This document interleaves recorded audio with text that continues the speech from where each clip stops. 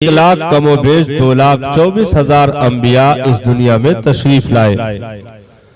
परवरदिगारे आलम ने उन तमाम नबियों में जिस अजीम जात को, जिस अजीम हस्ती को सबसे आला, सबसे अफजल, सबसे बाला, सबसे बरतर, सबसे अजीम मर्तबा, पोस्ट, रुतबा अता फरमाया, वो जात हमारे और आपके प्यारे आका दो आलम के ताजदार, मक्की मदनी ताजदार आमिना के लाल की मुकद्दस जात है। सारी कायनात में परवरदिगारे आलम ने आपको खातमियत के लक़ब से मुलक़्क़ब फरमाया और आपको नबियों का आखिर किया गया। खातमियत का मोहर लगा करके परवरदिगारे आलम ने इस कायनात में अपने महबूब को मबऊस फरमाया। अब जाहिर सी बात है कि अब बैठ जाइए सब, हाँ आ जाइए, अब टेंशन फ्री हो जाइए। तो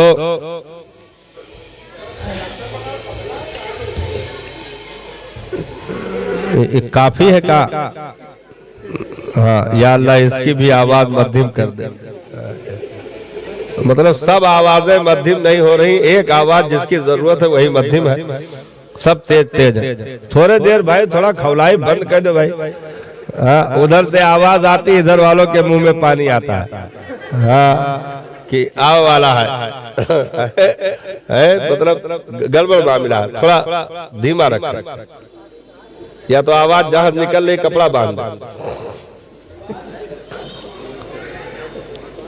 कुछ देर बात हो जाए, हाँ सोच रहे कुछ कीमती बात हो जाए। और ये लोग काफी देर से बैठे हुए हैं। खैर काफी मिल गई है, अब यही काफी है। अब सोचने की चीज है, गौर करने का मकाम है कि परवरदिगारे आलम ने जिस महबूब को सारी कायनात में सबसे अफजल बनाया, सबसे आला बनाया, सबसे अजीम रुतबा अता फरमाया, उस महबूब को जो भी चीजें अता की जाएंगी वो भी बेमिसलो बेमिसाल होगी। ऐसा नहीं कि रुतबा सबसे आला कर दिया जाए और चीजें थर्ड क्वालिटी की दी जाए, ऐसा कभी नहीं हुआ। मर्तबे अगर बढ़ते हैं तो कीमती चीजें भी मजीद कीमती होती चली जाती है रुतबों के एतबार से। अगर किसी को डीएम का पोस्ट दिया गया तो उसके बैठने के लिए फिर कुर्सी भी उसी लायक दी जाएगी। ऐसा नहीं कि पोस्ट डीएम का हो और जहां ऑफिस में बैठे उठा के टेंट वाली कुर्सी लगाई जाए, ऐसा कभी नहीं होगा। जितना पोस्ट बढ़ता जाएगा उसके लिए जो भी लवाजमात है, इंतजामात है, वो कीमती होते जाएंगे। और ये नहीं कि चीजें कीमती होगी तो वो जात कीमती होगी, ऐसा नहीं है। बल्कि उस कीमती जात की बुनियाद पर जो भी चीजें लगती जाएगी वो कीमती होती जाएंगी। अब हमारे नबी को परवरदिगारे आलम ने सारी कायनात में सबसे अजीम पोस्ट अता फरमाया। अंबिया और रसूल की जमात में भी सबसे आला पोस्ट खातमुन नबीयीन के लक़ब से परवरदिगारे आलम ने आपको उस खिताब से याद फरमाया, वो अजीम पोस्ट ओहदा अता फरमाया। तो अब महबूब जब इतना कीमती है तो जिस शहर में नबी भेजे गए उस शहर का कायनात में जवाब नहीं, जिस घर में भेजे गए उस घर का कायनात में जवाब नहीं, जिन माँ बाप के तवस्सुल दुनिया में तशरीफ लाए उन माँ बाप का कायनात में जवाब नहीं। यहाँ तक कि रजाई माँ हजरत हलीमा का अगर आपने दूध पी लिया तो कायनात की तमाम दाया में हलीमा सादिया का जवाब नहीं। नबी जिधर से भी गुजर गए, जिस पत्थर पे कदम रख दिया उस पत्थर का कायनात में जवाब नहीं, जिस पत्थर को नबी ने अपने लबों से चूम लिया उस पत्थर का कायनात में जवाब नहीं। तो ऐसे ही नबी को जो सारी कीमती चीजें उनके दम कदम से बनती चली गई, उनको वजूद मिलता चला गया, ऐसे ही जो उम्मत रब ने अता फरमाई, इस उम्मत की वजह से नबी का रुतबा नहीं बढ़ा, बल्कि नबी के कीमती होने की बुनियाद पर इस उम्मत को सारी कायनात में सबसे ज्यादा कीमती बना दिया गया। अब ये उम्मत जिनको मुस्तफा जाने रहमत का कलमा नसीब हुआ, जिन्हें महबूब के दामाने अतहर से वाबस्तगी का मौका मैसर आया, इस उम्मत का आदम से लेकर के ईसा तक जिन अंबिया को रब ने उम्मतें अता फरमाई, उन उम्मतों में या कयामत तक जितने भी पैदा होने वाले होंगे, जिन उम्मत को महबूब का कलमा नसीब हो गया, जिन लोगों को उनका दामन नसीब हो गया, इनकी कीमतें हर दौर में सबसे ज्यादा थी, आज भी है और सुबह कयामत तक रहेगी। तो हमारी कीमतें महबूब के दम कदम से कल भी थी, आज भी है और हमेशा रहेगी। अब ये देखना है कि कीमत कहां देखी जाती है, कीमत कहां देखी जाती है। भाई किसी चीज को कीमती बनाया जाए तो उसकी कीमत देखने की जगह भी तो होगी। जैसे सोना कीमती है, तो अब उसकी कीमत मजीद उजागर जब होगी जब किसी बहुत कीमती के गले का हार बन जाए, यानी कीमती जगहों का इंतखाब किया जाता है उस कीमत को परखने के लिए। तो हमारी और आपकी कीमत जो कायनात में सबसे आला है, वो रब के निगाहे कुदरत में है, उसकी बारगाह में है। हर जगह हमें अपनी कीमत के इजहार का मामला नहीं रखा गया, इजाजत नहीं मिली, बल्कि जिसकी निगाह में हम कीमती थे उसकी निगाह में कीमती हैं और सुबह कयामत तक रहेंगे। अब जिसकी निगाहे कुदरत में हम कीमती हैं, उस रब की जात को जवाल नहीं, उस रब की जात को जवाल नहीं।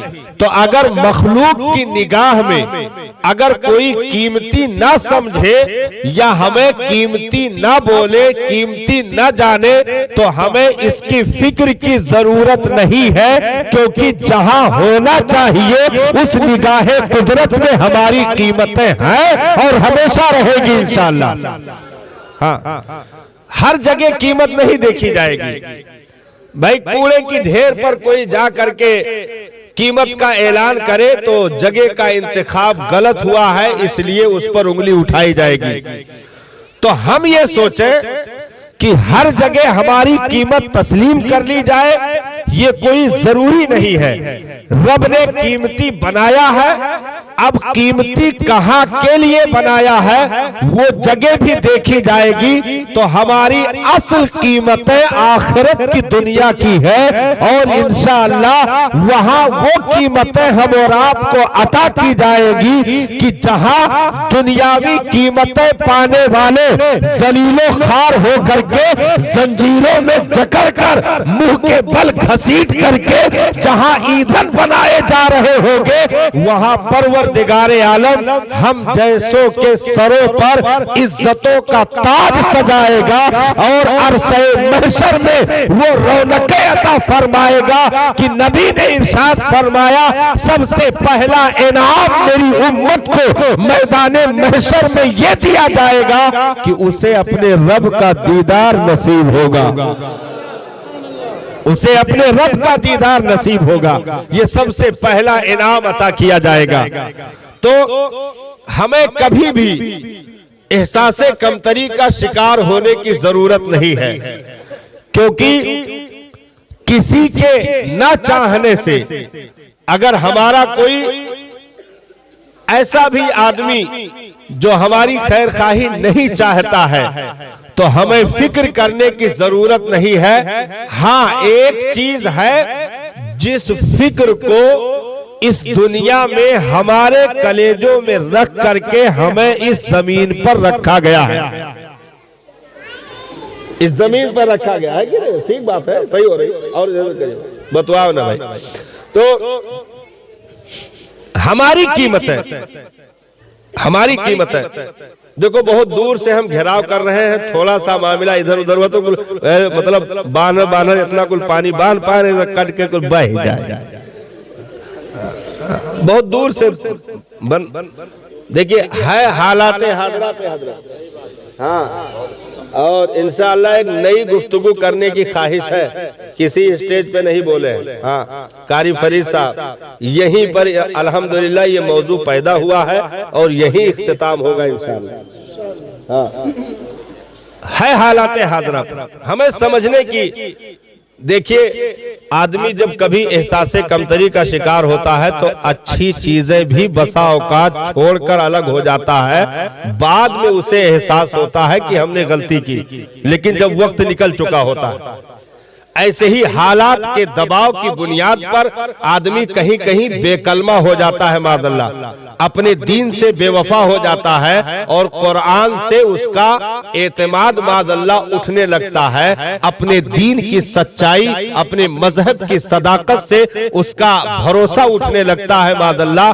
तो वो छोड़ करके दुनिया की चंद चकाचौंध रोशनियों के हवाले होकर जब आंखें बंद होती हैं इस दुनिया से, तब उसे पछताना होता है कि हमने बहुत बड़ी कीमती चीज को खो दिया, हमने बहुत बड़ा गलत कदम उठा दिया। लेकिन अब वक्त निकल चुका होता है क्योंकि तौबा का दरवाजा बंद हो चुका होता है। इसलिए इन मजलिसों से, इन जलसों से, इन मिलाद के उर्स की महफिलों से हमें और आपको जीने का हौसला मिलता है।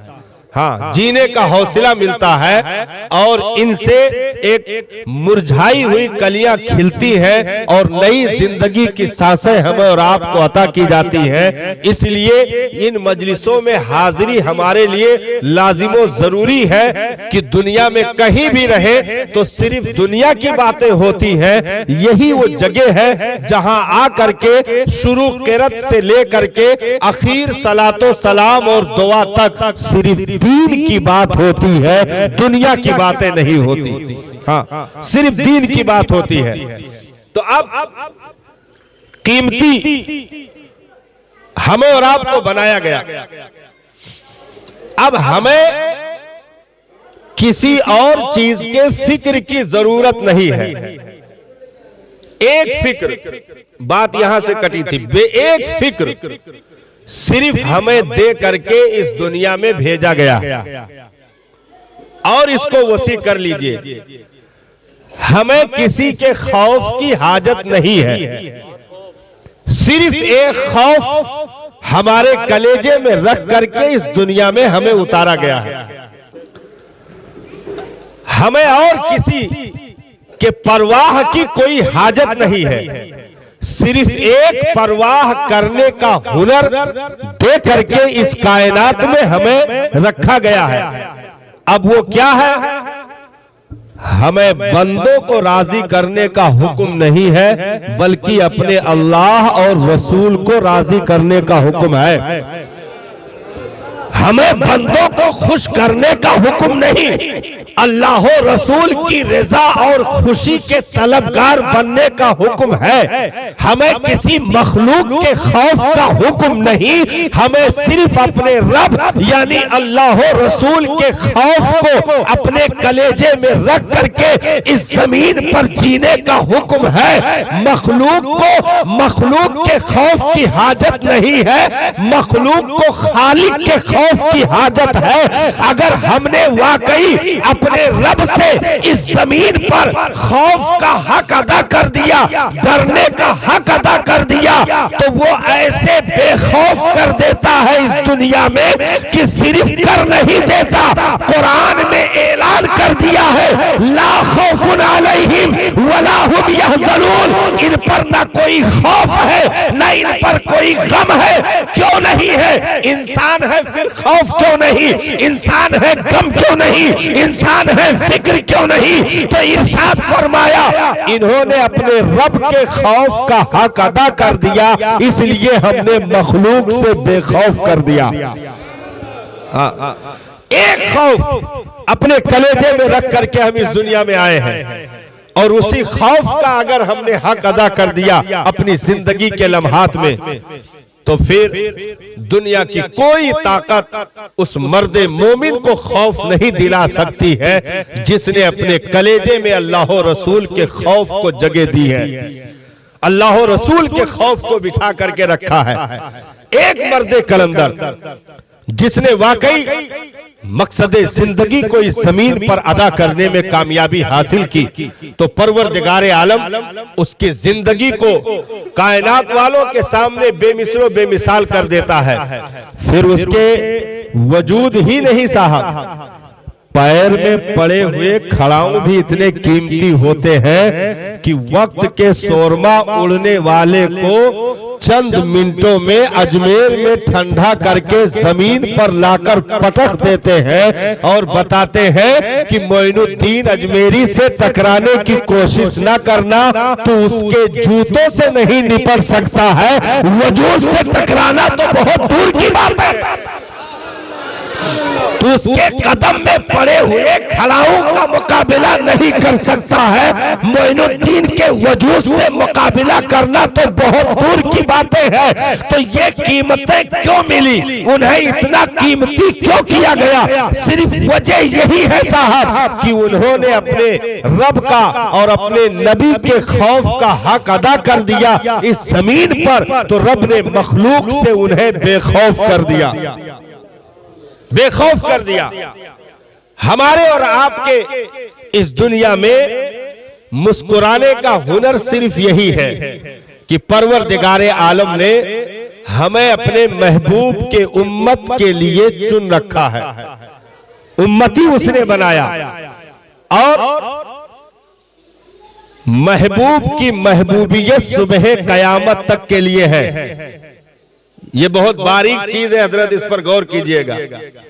जिस महबूब का उम्मती बनाया, उस महबूब की महबूबियत सिर्फ मक्का तक महदूद नहीं रखी, बल्कि उस महबूब की महबूबियत और खुलासा कर लीजिए, उनकी सल्तनत, उनकी हुकूमत, उनकी बादशाही, उनके पावर, उनके मोजिजात, ये सारी चीजें सुबह कयामत तक के लिए रब ने अता कर रखी है। जिस महबूब को इतना पावर रब ने अता फरमाया, उस महबूब को पावर एक वक्त के लिए नहीं है, कयामत तक के लिए पावर है, कयामत तक के लिए हुकूमत है, कयामत तक के लिए इमामत है, कयामत तक के लिए उनके मुक्तदा होने का मामला है, कयामत तक के लिए उनकी शहंशाहियत का मामला है। तो अब जब ये आपने कह लिया और यहां तक यकीनी मामले पर पहुंच गए, तो दूसरी जानिब ये भी कह लीजिए, जिस महबूब को ऐसी लाजवाल सुबह कयामत तक रब ने हुकूमत अता कर रखी है, तो ऐसे ही ना मिटने वाली उम्मत भी कयामत तक के लिए अता कर रखी है। जब महबूब की महबूबियत सुबह कयामत तक के लिए है, तो महबूब की उम्मत भी कयामत तक के लिए है।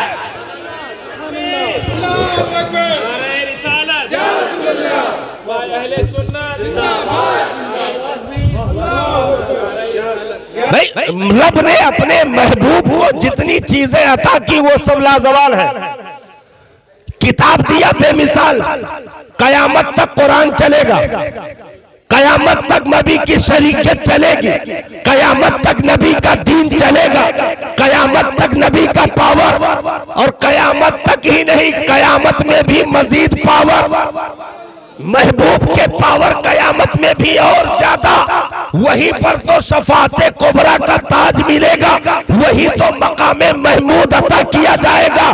तो अब जब ऐसे महबूब को सारी चीजें लाजवाल साल दी गई है तो क्या उम्मत चंद सालों में मिट करके खत्म हो जाएगी? नहीं नहीं, 1400 साल से इस उम्मत की मुस्कुराहट इस जमीन पर आज भी बाकी है, सुबह कयामत तक बाकी रहेगी। क्योंकि अगर हमें मिटाना होता तो किसी और नबी की उम्मत में भेजा जाता, आखिरी नबी का उम्मती न बनाया जाता।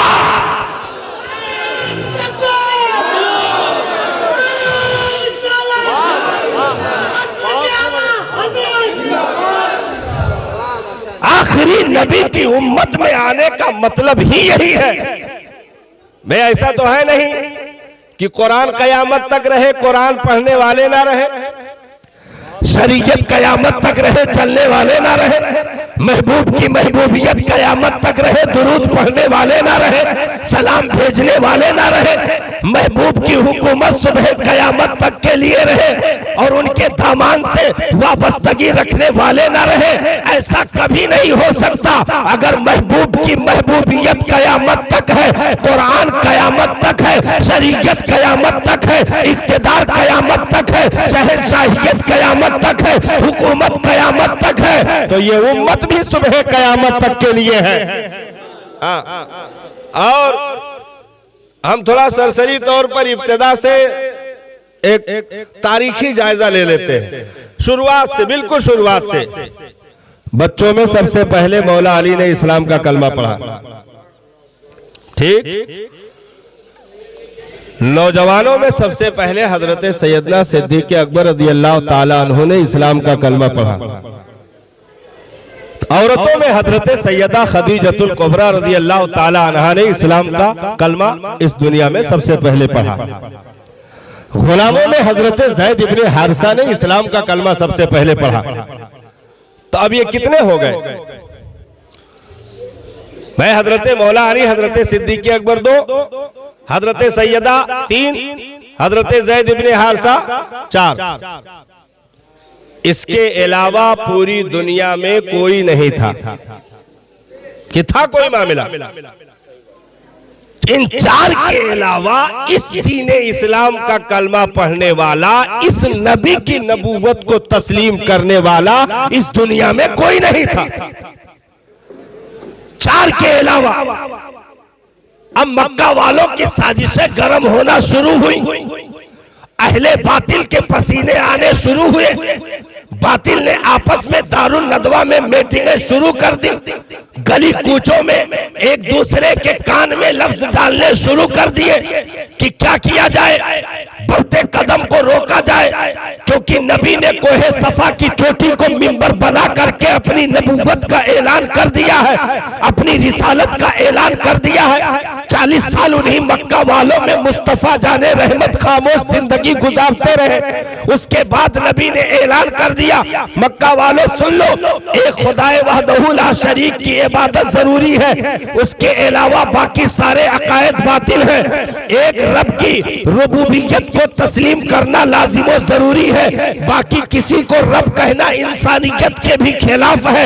एक नबी को उनके कलमे को तस्लीम करना लाजिमो जरूरी है, क्योंकि जितने अंबिया आए उनके अदवार मनसूख कर दिए गए, कानून मनसूख कर दिए गए, किताब मनसूख कर दी गई, शरीयत मनसूख कर दी गई। अब अगर यहाँ से सुबह कयामत तक किसी का चलेगा तो नबी ने मक्का वालों के सामने ये खुतबा दिया है, इरशाद फरमाया, कान खोल करके सुन लो, यहाँ से अगर कुछ चलेगा सुबह कयामत तक तो शरीयत मोहम्मदी सुबह कयामत तक, कलमा मुस्तफा का सुबह कयामत तक, नबूवत मुस्तफा की सुबह कयामत तक, रिसालत आमिना के लाल की सुबह कयामत तक। इसलिए मक्का वालों कान खोल करके सुन लो, भलाई तुम्हारी इसी में है कि तुम दामन से लिपट जाओ, कामयाबी इसी में है, कलमा पढ़ करके इस्लाम को कबूल कर लो, कामयाबी इसी में है, तुम मेरी नबूवत और रिसालत को दिलो जान से तस्लीम कर लो। ये तबलीग उठी, नबी ने ये तबलीग फरमाना शुरू किया कि नहीं। अब 4 लोगों ने दीन का कलमा अख्तियार किया। मक्का वालों में सरगोशियां, चीमी गोइया कि क्या किया जाए। इस आवाज को रोका जाए, इस तबलीग को बंद किया जाए, इस खिताब को बंद किया जाए, इस खुतबे को बंद किया जाए, इस कुरान को कलामुल्लाह जो कहने का ऐलान किया जा रहा है इसे इंसानी कलाम बता करके मजरूह किया जाए, सारी साजिशें। लेकिन दिल पर हाथ रख करके बताना प्यारे, क्या 4 से 3 हुए कभी? क्या 4 से 3 बने? 4 से 2 हुए? नहीं, बल्कि अभी 1 हफ्ता भी नहीं गुजरा था कि 4 से 14 हो गए। अब मक्का वाले क्या पीछे हट गए कि हटाओ भाई अब चलने दो, जब आ गए हैं तो फिर आने दो? नहीं, पहले से ज्यादा, पहले अगर 50% उन्होंने कोशिश की थी कदम खींचने की, तो अब मक्का वाले 110% उतारू हो गए। हाँ, पहले अगर 50% कोशिश की थी कि तबलीग को बंद कर दो, कुरान के उसूल को बंद कर दो, नबी के बढ़ते कदम में जंजीरें डाल दो, तो 50% अगर थी, तो अब जब 14 बन गए, 20 बन गए, तो वो 110% कोशिशें बढ़ गई। अभी तक सिर्फ लफ्जन मामला था, लेकिन अब यह था कि जिसको भी पा जाते थे उसको मरने के करीब तक मारते थे। हाँ, मरने के करीब तक, और यहां तक भी किया कि मार भी दिया। हजरत अम्मार इब्ने यासिर के लिए आग का अंगारा लगाया गया, कपड़े उतार करके आपको नंगे बदन उस अंगारे पर लिटा दिया गया। आहिस्ता आहिस्ता जिस्म की चर्बियां पिघल पिघल करके अंगारों को बुझा दी, जिस्म की खाल उधड़ गई, गशी की कैफियत है, जबान निकल चुकी है, निकाल लिया गया बाहर। जब होश में आए तो पूछा गया क्या कहते हो? तो कहा क्या कहता हूं यही सुनने के लिए बेताब हो? कलमा तो उन्हीं का रहेगा, इस ढांचे से सिर्फ रूह निकल सकती है, मुस्तफा का दिया हुआ ईमान नहीं जा सकता। 110% कोशिश है। आज पूरी दुनिया मिल करके उतनी कोशिशें नहीं कर सकती है जितना कि इनके आबा अजदाद कर चुके। इतनी कोशिशें पूरी दुनिया मिल करके इस्लाम के बढ़ते कदम को रोकने के लिए, उसूले कुरान को रोकने के लिए, पैगंबर के मिशन को रोकने के लिए पूरी दुनिया मिल करके इकट्ठा हो करके वो कोशिशें नहीं कर सकती जो अबू जहल करके चला गया, अबू लहब करके चला गया, उतबा शैबा करके चले गए, कुफाराने मक्का करके चले गए। हजरत बिलाल के पैर में रस्सी डाली गई, गली के औबाश लौंडों के हवाले कर दिया गया। इधर कोड़ा लगने से जो बदन पे जख्म है उस पर बजाय मरहम लगाने के नमक मिर्च छिड़क दिया गया, और उस रस्सी को लौंडों के हवाले किया गया जो मक्का की पथरीली गलियों में उस रस्सी को पकड़कर हजरत बिलाल को घसीटते थे। चमड़ियां उधड़ गई, बेहोश हुए, होश में आए, फिर बेहोश हुए, आंखें उबल पड़ी।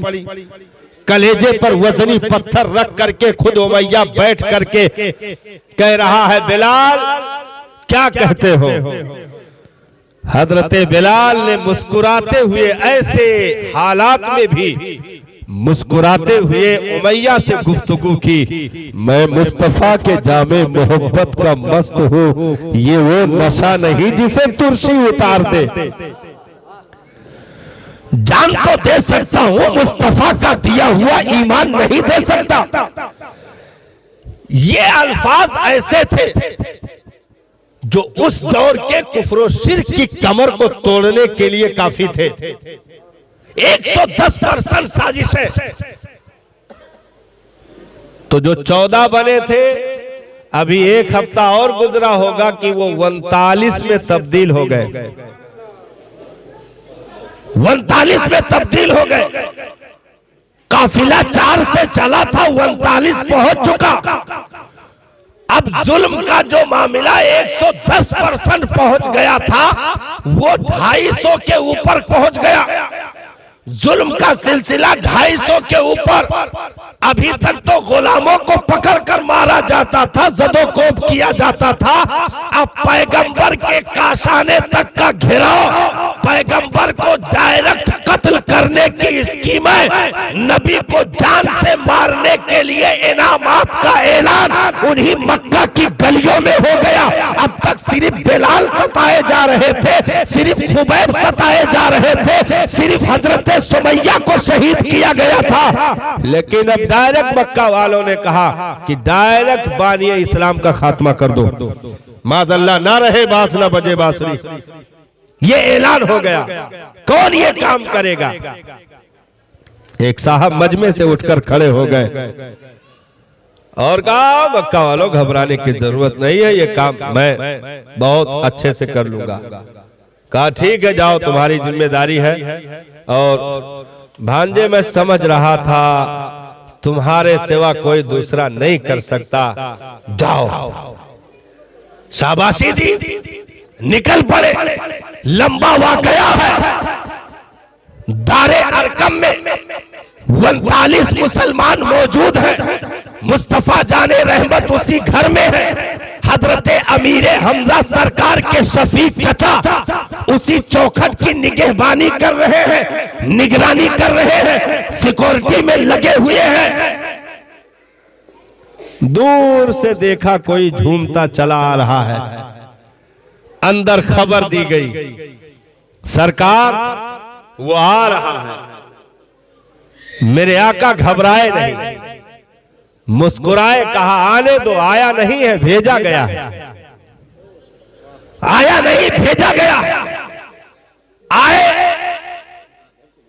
वाकया लंबा है, मुख्तसर कर दे। आए, अभी कुछ कहते नबी ने दोनों बाजुओं को अपने दस्ते मुबारक से पकड़ लिया और कहा कि और कितनी देर लगाएगा, और कितनी देर लगाएगा। तलवार उधर गिरी, कदमे नबी पे सर रख करके रो करके गिड़गिड़ा करके कह रहे थे, कलमा पढ़ा करके इस्लाम के दायरे में दाखिल कर लीजिए। आपके दामन में जो सुकून है कायनात के किसी गोशे में मौजूद नहीं है। नबी ने कलेजे से लगा करके ऐलान कर दिया, 39 मिटाने के लिए मक्का वाले चले हो, 40वां महीने उम्र को शामिल करके कंप्लीट कर दिया।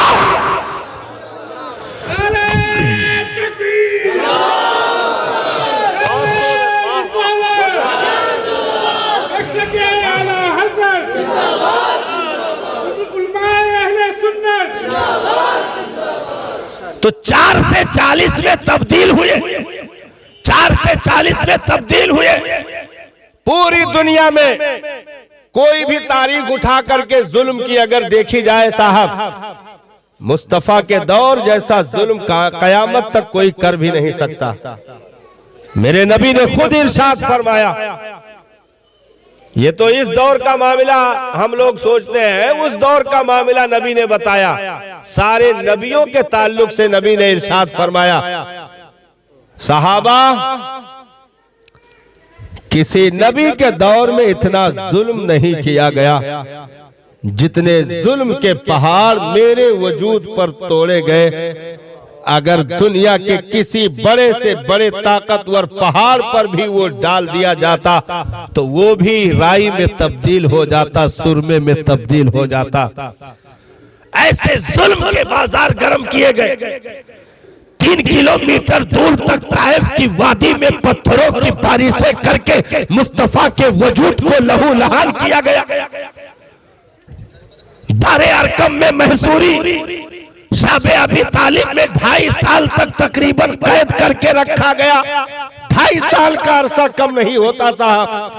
तकरीबन 2.5 साल तक शाबे अबी तालिब के घाटियों में कैदो बंद की मुसीबतें झेलने पर मजबूर किया गया।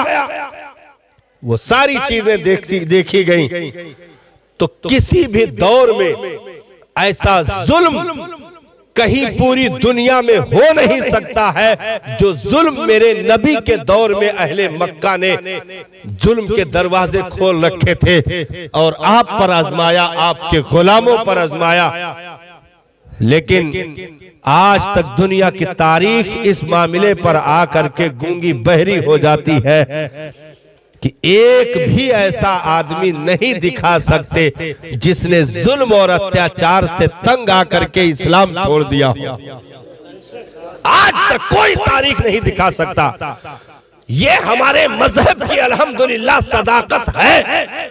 14 सदियां गुजरने के बाद भी आज तक कोई माई का लाल एक भी नाम ऐसा नहीं बता सकता जिसको ये साबित कर दे कि ये इस्लाम में सही मानों में आया था और अपनी मर्जी से इस्लाम के कमी की बुनियाद पर, भाई कोई चीज छोड़ी जाती है तो कमी निकाल के छोड़ी जाती है। इस्लाम में ये कमी है इसलिए छोड़ दिया, इस्लाम में ये खामी है इसलिए छोड़ दिया, कुरान में माज़अल्लाह ये गड़बड़ी है इसलिए छोड़ दिया, नबी की सीरत ये खराबी थी इसलिए छोड़ दिया। आज तक कोई भी माई का लाल ये दुनिया में बता ना सका कि इस्लाम में कौन सी खामी थी जिससे वो अलग हो गया। जिसने एक मर्तबा सिद्क दिल से दाखिला लिया उसका जनाजा ही निकला, वो इस्लाम से ना निकला।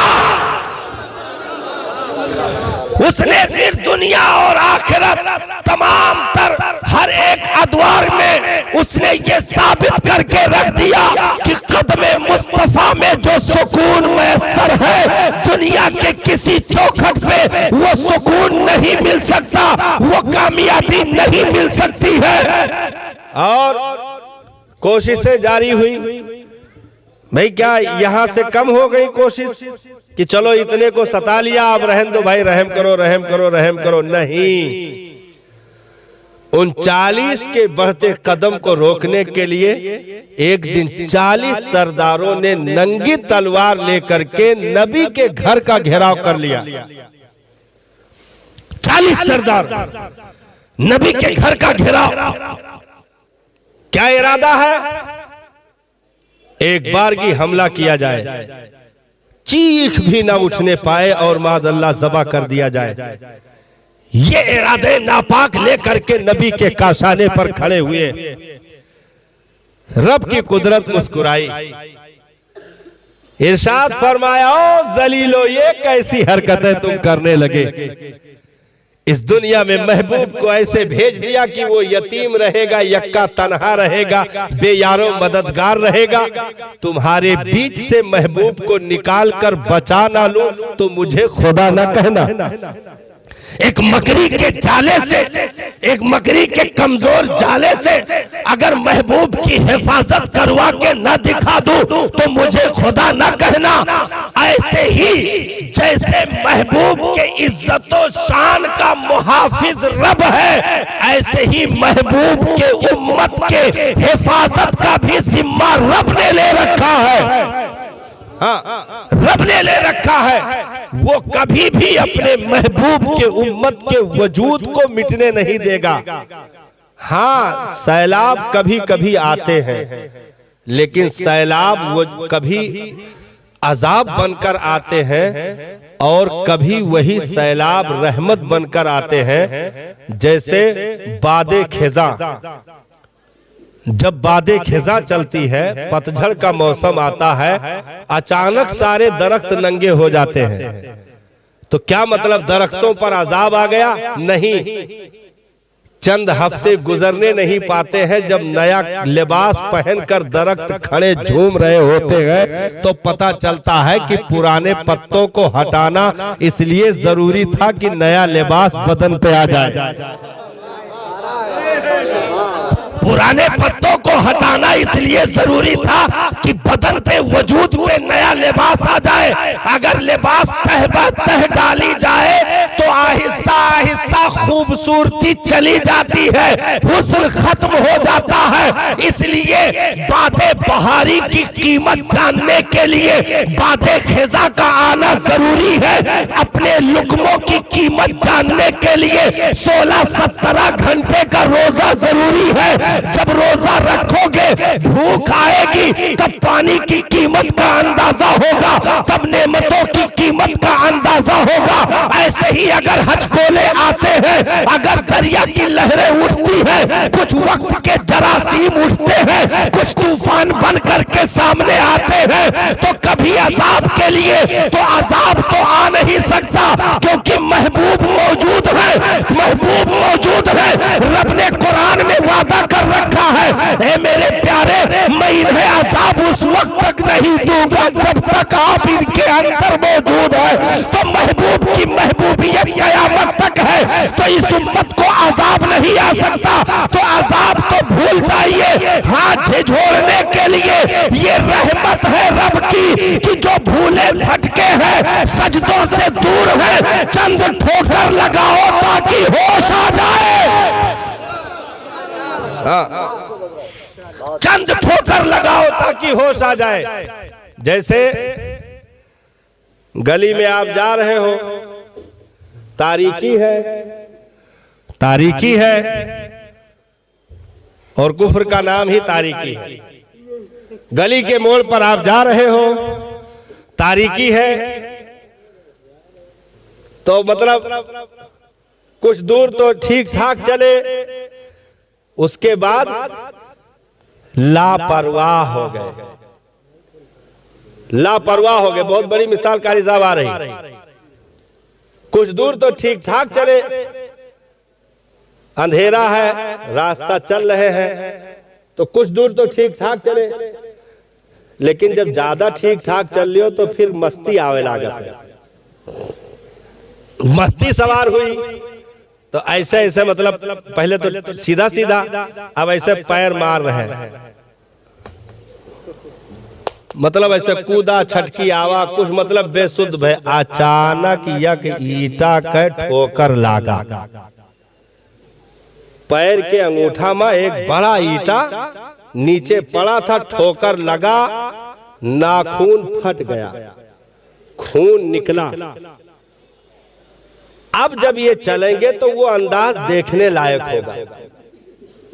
अब ना ये हाथ मार के चलेंगे, ना पैर फेंक कर चलेंगे, बल्कि बहुत संभल संभल के टटोलते चलेंगे कि दूसरों न लाए। हाँ, तो ये ठोकर उस लापरवाही से होश में लाने के लिए जरूरी, उस लापरवाही से होश में लाने के लिए जरूरी। तो कुछ दिनों तक तो मुसलमान ठीक चला, कुछ दिनों तक मुसलमान ठीक चला, मस्जिद का नमाजी भी रहा, मैदान कारजार का गाजी भी रहा, काबा का हाजी भी रहा, कुरान की तिलावत भी इसके घरों से सुबह के वक्त सुनाई पड़ती थी, माँ और बहनों का पर्दा भी लाजिमो जरूरी समझा जा रहा था। अपने बच्चों को गोद में लेकर के इसी जमीन के कलेजे पर माओ ने 14-14 पारे सुना डाले हैं, जो गोद में लेटे बच्चों ने ज़बानी याद कर लिया। कौन भूलेगा हजरत कुतुबुद्दीन बख्तियार काकी को, कौन भूलेगा गौसे जिलानी को, जिन्होंने माँ से सुन करके उन पारों को उनकी गोद में ज़बानी याद कर लिया। तो कभी ये ऐसे संवरे थे कि इनके घरों से सिर्फ बच्चे नहीं, वली पैदा होते थे, गौस कुतुब पैदा होते थे। अब्दाल नजबा सालिकीन की जमातों में इन्हीं की औलादें डाली जाती थी। कभी ये चलते थे तो चलते हुए निशाने कदम भी छोड़कर जाते थे। इनकी खुशबुओं से गलियां मुअत्तर होती थी और इन्हें देख करके गैर कौमें खड़ी होकर कहती थी, ये तो इंसानों की नहीं जिन्नातों की जमात मालूम हो रही। हाँ, ये कभी ऐसे थे इस जमीन पर कि इन्हें देख करके गैरों ने ये कहा कि ये इंसानों की नहीं तो जिन्नातों की जमात मालूम हो रही है। एक तारीख से करीब करें, बैतुल मक़दिस, जब हजरत अबू उबैदा इब्नुल जर्राह जैसे जर्नैल कर्नैल लोग पहुंचे दौरे फारूकी में, हजरत खालिद इब्नुल वलीद, हजरत शुराहबील इब्ने हसना, हजरत काका, हजरत अमर इब्ने आस, हजरत साद इब्ने अबी वक्कास, ऐसी मुकद्दस हस्तियां जब मौजूद रहीं, चले रब ने फतेह अता फरमा दी, दौरे फारूकी में फतेह हो गया। यहूदियों ने एक शर्त लगाई, उसमें से एक शर्त तो यह थी कि अपने खलीफा को बुला लो, वो आ जाए, हम चाबी उनके हवाले कर देंगे। और एक शर्त यह भी लगाई गई कि हमारे बाजार खुले होंगे, तुम्हारी फौज बाजार के इस सिरे से उस सिरे तक सिर्फ गुजर जाए, हम ये शहर तुम्हारे हवाले कर देंगे। इस सिरे से उस सिरे तक गुजर जाए, हम ये शहर तुम्हारे हवाले कर देंगे। हजरत खालिद इब्नुल वलीद रजी अल्लाह ताला अन्हु ने अपने तमाम फौजियों को इकट्ठा किया और ऐलान फरमाया, जहां सारे खुतबे दिए वहीं पर रब के कलाम की मुकद्दस आयत तिलावत फरमाई। या अय्युहल्लज़ीना आमनू गुद्दू अब्सारकुम, ईमान वालों अपनी निगाहें नीची कर लो, ईमान वालों अपनी निगाहें नीची कर लो। यहूदो नसारा ने अपनी लड़कियों को नीम कपड़ों में अपनी दुकानों पर खड़ा किया, बाजारों में नंगी औरतों का जमावड़ा कर दिया, छतों के कंगरों पर नंगी औरतों का, कमसिन लड़कियों का जमावड़ा कर दिया। और फौज गुजरेगी, निगाह बहकेगी, दिल बहकेगा, वजूद बहकेगा, और ये आधी बाजार भी नहीं पार कर पाएंगे कि ये टूट पड़ेंगे लड़कियों की तरफ, और फिर इनके ईमान का जनाजा निकल जाएगा। हजरत खालिद इब्नुल वलीद ने इरशाद फरमाया, मेरे साथियों, तुम मैदान कारदार के जिहाद से भी ज्यादा सख्त चीजें करने जा रहे हो। है ईमान वालों, अपनी निगाहें नीची कर लो। अब दरवाजा खोला गया, पूरी फौज को गुजारा गया, इस पार से उस पार चले गए, इस पार से उस पार चले गए। किसी ने पूछा, यारा तुमने देखा बाजार में दुकानें खुली थी कि नहीं, दुकानें बंद थी कि खुली थी, कौन लोग खड़े थे, क्या था? तो उन्होंने कसम खा करके ये जिम्मेदारी के साथ ऐलान किया कि हम इधर से उधर पहुंच गए, कसम बखुदा ये भी नहीं मालूम कि बाजार बंद है कि खुली है, बाजार बंद है कि खुली है। अभी उस सिरे पर पहुंचना था अहले ईमान का कि पीछे से गैरों की जबानों से इस्लाम का कलमा जारी हुआ और कलमे की गूंज उठी, इस्लाम के नारे लगे, सदाएं बुलंद हुई और सबों ने एक जबान होकर के कहा, जब गुलामों की पाकीज़गी का ये आलम है तो मुस्तफा की तहारत का आलम क्या होगा। जब उनके गदा भर देते हैं शाहाने जमाना की झोली, मुहताज का ये आलम है तो मुहताज का आलम क्या, मुख्तार का आलम क्या होगा। मुहताज का जब ये आलम है तो मुख्तार का आलम क्या होगा। ये शान है उनके गुलामों की, सरकार का आलम क्या होगा। ये शान है उनके गुलामों की, सरकार का आलम क्या होगा। तो कभी इस जमीन पर हम कीमती थे और अपनी कीमतें पहचानते हुए इस जमीन पर हमने गैरों में भी अपनी कीमतों को साबित करके रखा हुआ था। और हम जब बाहोश थे, हमारे घरों से हया की चादरें, हमारे घरों से गैरतों के दर्द, हमारे घरों से इस्लाम की खुशबू, हमारे घरों से कुरानी दावतें, हमारे घरों से शरीयत मुस्तफवी की बहारें, ये तमाम तर चीजें इसी जमीन पर देखी गई हैं। हाँ, इसी जमीन पर देखी गई हैं। तो एक दौर चला जो मुसलमानों के लिए खैरुल कुरून कहा गया। हाँ, एक दौर चला। तो ऐसे दौर में वाकई महबूब के उम्मतियों ने, रब के इन बंदों ने इस जमीन पर साबित कर दिया। तो कुदरत भी वाकई मचल रही थी साहब। जब इन्होंने अपने आप को इतना सुथरा करके रखा तो कुदरत भी मचल रही थी। ये बात करते पूरी फौज के साथ मतलब देखे नहीं, ऐसे पहले सूखी जमीन पर चल रहे थे घोड़ों के साथ, घोड़ों पर सब सवार थे, सूखी जमीन पर चल रहे थे और बात ऐसे उठी, बातों में मगन हुए और उसके बाद जब उस तरफ पहुंचे तब किसी ने कहा कि हुजूर पीछे तो हम लोग बहुत बड़ी दरिया पार कर आए हैं। तो गौर किया कि दरिया, हम लोग तो खुशकी पर चल रहे थे, दरिया कब आया? तो पीछे मुड़कर देखा तो वाकई बहुत बड़ी लंबी दरिया पूरी फौज के साथ घोड़ों समेत पार करके आए थे, जिनका खुर भी नहीं भीगा था। हाँ। बात करते करते गुजर गए, घोड़ों का खुर भी पानी के असर में नहीं आया और पूरी फौज दरिया के उस पार निकल गई। रब ने ऐलान कर दिया, मेरे प्यारे, अगर तुम मेरे खौफ का हक अदा कर दो, अपनी पाकीज़गी और सुथराई को तुम अगर नंबर 1 पर रखो, तो दरिया क्या है तुम्हारे लिए ऐसी जगहों में रास्ते बनाएंगे कि तुम तसव्वुर भी नहीं कर सकते।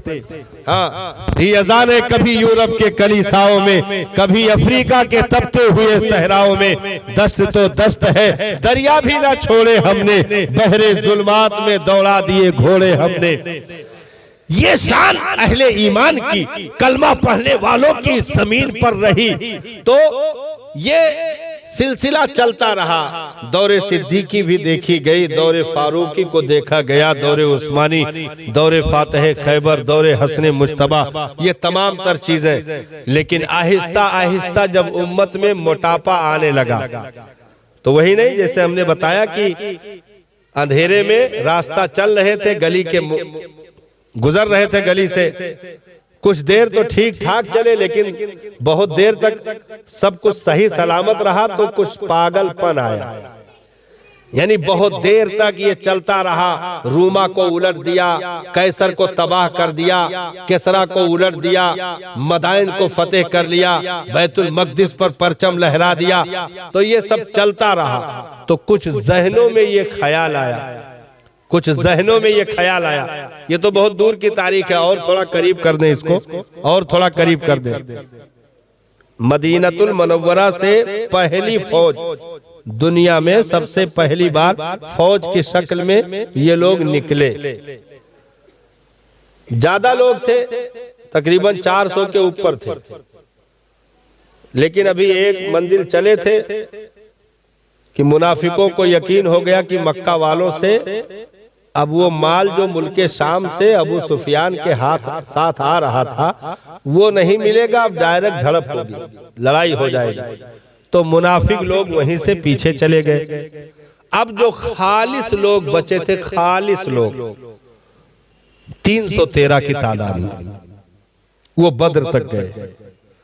बद्र पर पहुंचे, लंबा वाकया है, अल्लाह ताला ने कामयाबी अता कर दी। महबूब की दुआएं, मुसलमानों के खुलूस, रब ने कामयाबी अता फरमाई। एक साल के बाद, ठीक एक साल के बाद ओहद का मैदान गर्म हो गया। तो सहाबा अब जो है हजारों में बन चुके थे, पहले तो 313 थे, लेकिन अब सहाबा हजारों में आ चुके थे। मतलब 1000 के ऊपर नीचे तादाद थी मुसलमानों की। तो अब ये हुआ कि भाई ओहद में चलना है। तो अब सहाबा का कोई भी अमल हो वो उनके लिए नहीं, हम उम्मतियों के लिए है, जिन्होंने वाकई अपनी निगाहों से रुखे वद्दुहा की जियारत कर ली, उनके कदमों से लगे जर्रों की भी बराबरी उम्मत नहीं कर सकती है। हाँ, हम किसी भी वाकये को सहाबा के दौर के किसी भी वाकये को बयान करके ये जाहिर करने की कभी कोशिश नहीं करनी चाहिए कि माज़अल्लाह कमजोरी उधर से हो गई। ना ना, कमजोरी अगर तुम साबित करोगे तो बात सहाबा की नहीं, बात रुखे मुस्तफा की होगी। हाँ, कि माज़अल्लाह वो असर ना रहा कि यूसुफ का चेहरा देखें तो मिस्र में जनाने मिस्र की तारीखें बन जाए, अरब में मुस्तफा का चेहरा देख करके माज़अल्लाह फिर भी सहाबा सुधर ना पाए, ये कभी नहीं हो सकता। मेरे नबी ने गारंटी ली, जिम्मेदारी ली, जमानत ली, इरशाद फरमाया असहाबी का नुजूम, मेरे सहाबा सितारों के मानिंद है। फबी अय्हिम इक्तदैतुम फहतदैतुम, तुम में कोई भी इनकी एक की भी पैरवी कर लेगा वो हिदायत का रास्ता पा जाएगा। इरशाद फरमाया, ओ लोगों मेरे सहाबा को गाली ना देना। नबी ने इरशाद फरमाया, मेरे सहाबा को गाली ना देना। तुम में का आम आदमी जो सहाबी ना हो, आम आदमी ओहद पहाड़ के बराबर, ओहद पहाड़ 3 किलोमीटर से जायद में फैला हुआ पहाड़ है, ओहद पहाड़ के बराबर अगर सोना राहे खुदा में खैरात करे, मेरा सहाबी एक मुट्ठी जौ राहे खुदा में खैरात कर दे तो तुम उस एक मुट्ठी जौ की भी बराबरी ओहद पहाड़ के बराबर सोना खैरात कर कर भी उसके अजर को नहीं पा सकते। वो कीमती वजूद है सहाबा की। तो जो भी अमल उनमें नुमाया हुए, कभी अगर ऐसी चीजें आती हैं तो वो दरसे उम्मत के लिए, दरसे उम्मत के लिए है, सबक उम्मत के लिए। तो सहाबा चले ओहद की तरफ, 313 आकर बद्र में मक्का वालों को 70 की तादाद में कत्ल कर चुके थे और 70 को गिरफ्तार कर चुके थे। 313, अब एक साल के बाद वो 313 1000 के ऊपर थे।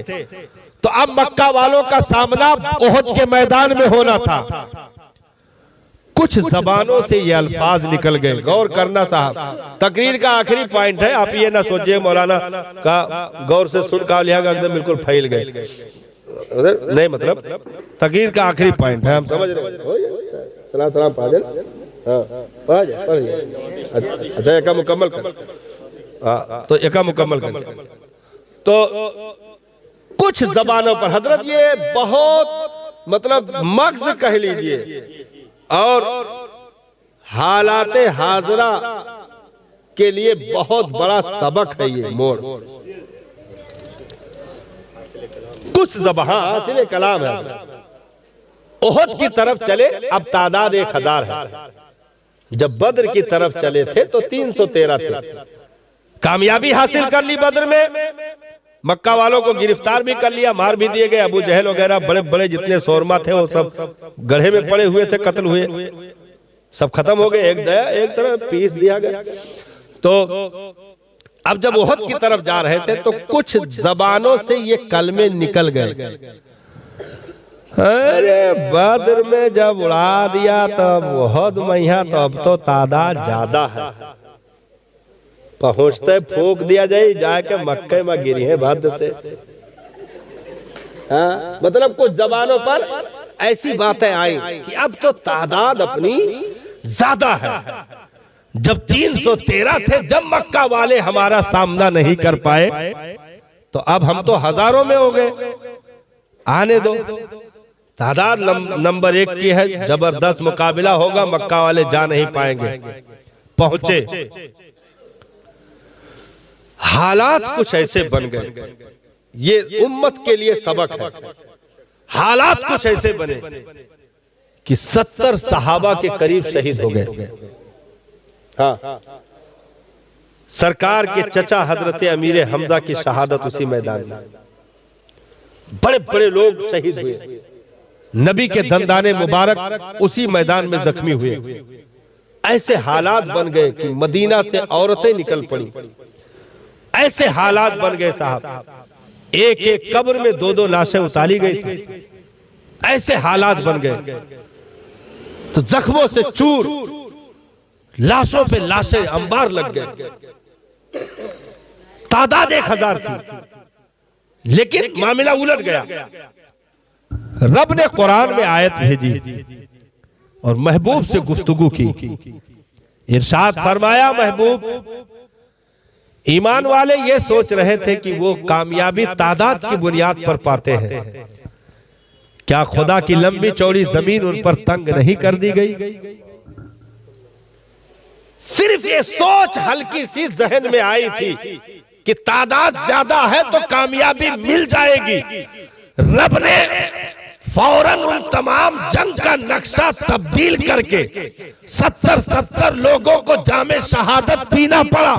हालात बिल्कुल उलट गए और कुरान में ऐलान फरमाया, कि मैंने तुम्हें मदद दी थी और मेरी ही मदद तुम्हारे लिए कयामत तक रहेगी। अगर अपनी जात पर भरोसा किए, अपनी तादाद पर भरोसा किए, तो जब करोगे जलील कर दिए जाओगे, क्योंकि तुम्हारा रब मददगार कल भी था जब तुम 4 की तादाद में थे, आज भी तुम्हारा रब ही मददगार है। जब तुम 1 अरब 40 करोड़ की तादाद में हो, तब भी तुम्हारा रब ही मददगार है। हुकूमतें मिल जाने से या 56-57 ममालिक मिल जाने से तुम इज्जतें नहीं पा सकते हो।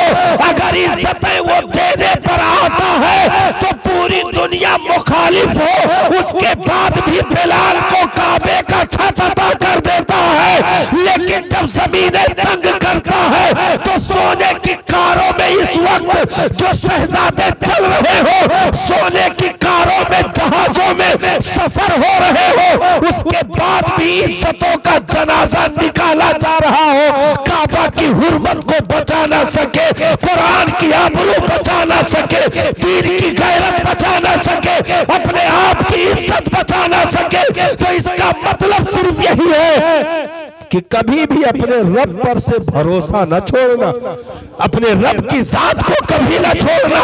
उस पर कामिल भरोसा कल भी था, आज भी बंदों का है और सुबह कयामत तक रहेगा। यही अकीदा हमें इज्जत दे सकती है, यही अकीदा हमें कामयाबी दे सकता है। हम दौलतों के जरिए कामयाब हो ये नहीं हो सकता, हम बड़ी बिल्डिंगों के जरिए कामयाब हो ये नहीं हो सकता, हम हुकूमतों से साजबाज करके ये पिए बन जाए, कामयाब हो जाए, ये कभी नहीं हो सकता।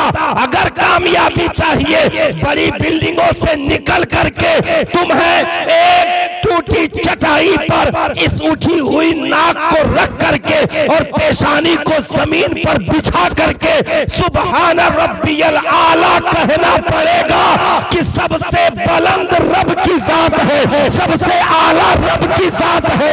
ये दुनिया के अरबपति खरबपति इनकी कोई औकात नहीं। सुबहान रब्बियल आला, ये दुनिया के हुकूमतों की औकात नहीं। सुबहान रब्बियल आला, ये दुनिया के खजानों की औकात नहीं। सुबहान रब्बियल आला, ये जात पात बिरादरी शेख पठान सिद्दीकी सैयद इनकी कोई औकात नहीं। सुबहान रब्बियल आला, कल भी रब की जात आला थी, आज भी है और हमेशा रहेगी। और यही तस्बीह मुसलमानों को कल इज्जत दे रही थी, आज भी दे रही है, सुबह कयामत तक देती रहेगी। अगर कौमे मुस्लिम इज्जत चाहती है तो उसे अपने आप को इन तस्बीहों से करीब करना पड़ेगा।